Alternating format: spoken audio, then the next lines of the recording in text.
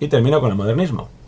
El modernismo se desarrolló en todas las artes, tanto las mayores como las menores, entre la década final del siglo XX sobre todo, del siglo XIX y principios del siglo XX. Recibió diferentes nombres según el país. Aquí perdonad que se nos ha descuadrado un poco todo, pero os los traduzco yo. En Francia fue llamado el arte nuevo, o Art Nouveau. En Inglaterra el estilo Liberty. En Alemania el estilo de la juventud, Jugendstil. En Austria fue llamado el estilo Secesión. Y en España, modernismo. O en Italia el Floreale.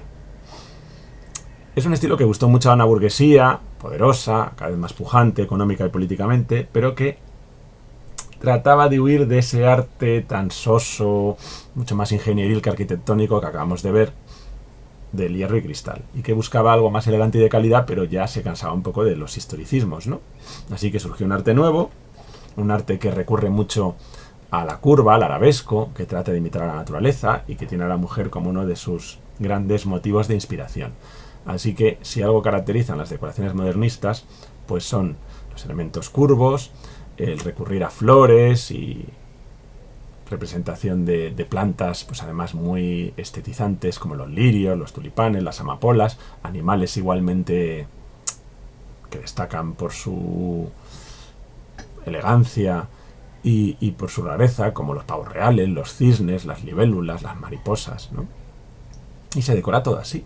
Se decoran las paredes, las puertas, las ventanas, los muebles, los objetos. O sea, se trata de hacer un arte total que unifique la ebanistería o el arte de hacer muebles con la arquitectura, con la escultura, con la pintura, con la orfebrería, las joyas, en general, las vidrieras, las cerámicas, los tejidos, es decir, las artes mayores junto con las artes aplicadas, creando un todo armonioso.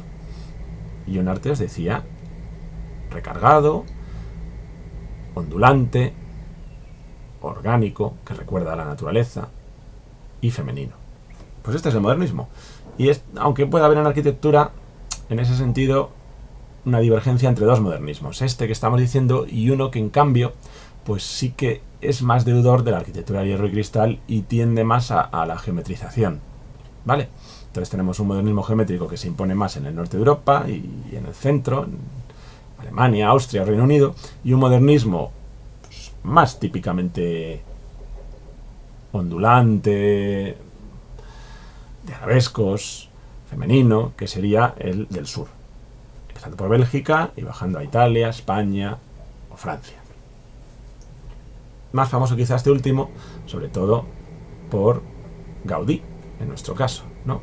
Y por Víctor Horta, que es el primer gran arquitecto de esta escuela, en Bélgica y en Francia, haciendo ya casas de este estilo, como la Casa Tassel, que tiene fachadas todavía bastante simples y dentro de lo que sería la nueva estructura arquitectónica funcionalista, pero interiores con esos mobiliarios, esas paredes pintadas y esos adornos de arabescos, decía, curvos y muy fantasiosos, que son los que le dan el toque más típico, ¿no? Como podéis ver aquí.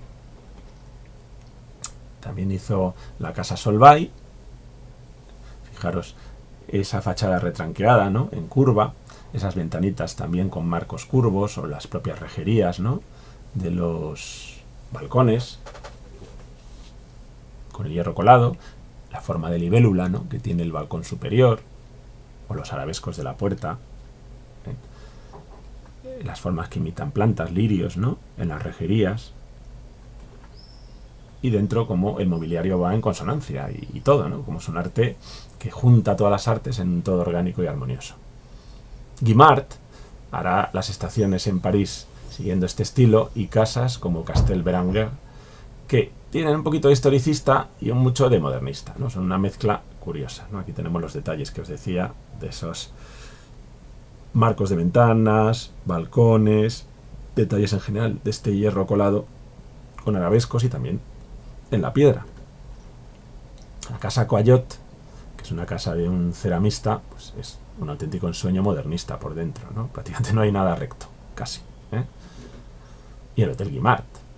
Fijaros esa habitación en forma ovalada, las sillas, los adornos, las ventanas, como es todo, ¿no? Lo que está siguiendo ese estilo. Y las estaciones que os decía, de 1900. Guimard diseñó también sofás, sillas, lámparas, porque querían ser artistas totales, ¿no? Estos modernistas. En parte eran deudores de la corriente Arts and Crafts, de recuperación de la artesanía, que en Inglaterra pues ya había fomentado William Morris. Y también destacaría un joyero como Lalique, René Lalique, en lo que serían estas joyas en forma de pavos reales, libélulas, o mujeres con las melenas al viento, ¿no? Rizadas, llenas de flores también en los adornos tan bonitas. En cambio, el modernismo en el mundo centroeuropeo y del norte pues es más geométrico, y aunque pueda tener decoración pintada al estilo que hemos visto, pero fijaros luego los edificios, como las ventanas son totalmente geométricas y la estructura del edificio es mucho más funcional, ¿no? Es en Austria el que se llamó estilo Secesión, cuyo principal representante fue Otto Wagner, al que se encargó hacer la entrada a la estación de metro de la Plaza de Carlos, una de las plazas más céntricas de Viena, y que hizo con girasoles y con pavos reales y una decoración dorada muy bonita, pero luego muy funcional por lo demás. También hizo una caja postal de ahorros con esas victorias que rematan, ¿no? Y esas cabezas de mujer en la parte de la terraza, pero por lo demás muy geométrica, y el edificio de la Secesión, o el Palacio Stocklet, que son sus obras más célebres. El edificio de la Secesión, que tiene volúmenes también muy geométricos, sí que por la pintura y la escultura pues nos mete más en el modernismo que os decía del sur, ¿no? Y con esa cúpula tan graciosa que llaman los vieneses el repollo de oro, y que es una falsa cupulita hecha a partir de esta especie de hojas entrelazadas y tallos entrelazados, ¿no? De formas de hierro. El lema quería dar a indicar lo que buscaban: a cada tiempo su arte y a cada arte su libertad. Es decir, querían un arte nuevo, libre y propio de la modernidad. Y tenían una revista, Versacrum, donde plasmaban estas ideas. Pues este es el edificio, que actualmente, como veis, es sala de exposiciones. Y el Palacio Stocklet, en Bruselas, que es obra de Hofmann, pues sigue un poco estos principios, pero destacando la geometría. En Glasgow, Mackintosh también podemos considerar que es otro de los grandes arquitectos de este modernismo geométrico, y allí hizo la Escuela de Artes, donde emplea piedra, hierro y vidrio en un edificio pues muy sobrio, muy geométrico, pero que se suele meter dentro del modernismo.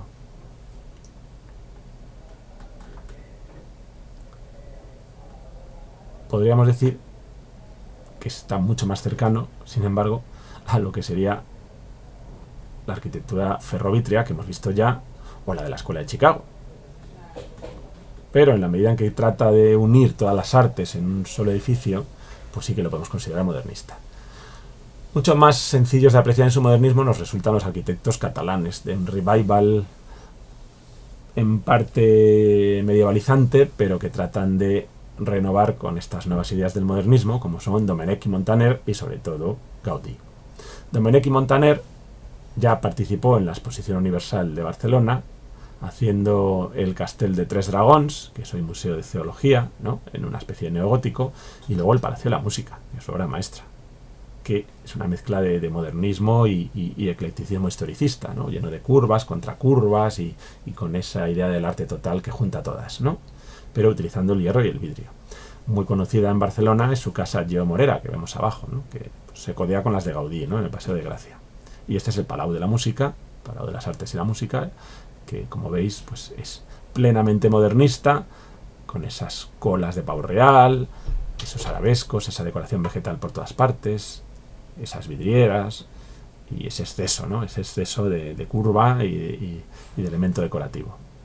Puig y Cadafal sería el tercero, ¿no? También dentro de una especie de neogótico mezclado con el modernismo, como obras como la Casa de Espunches en Barcelona o la Casa Matller, pero sin duda es Gaudí el principal, y a él le dedicaremos otro vídeo.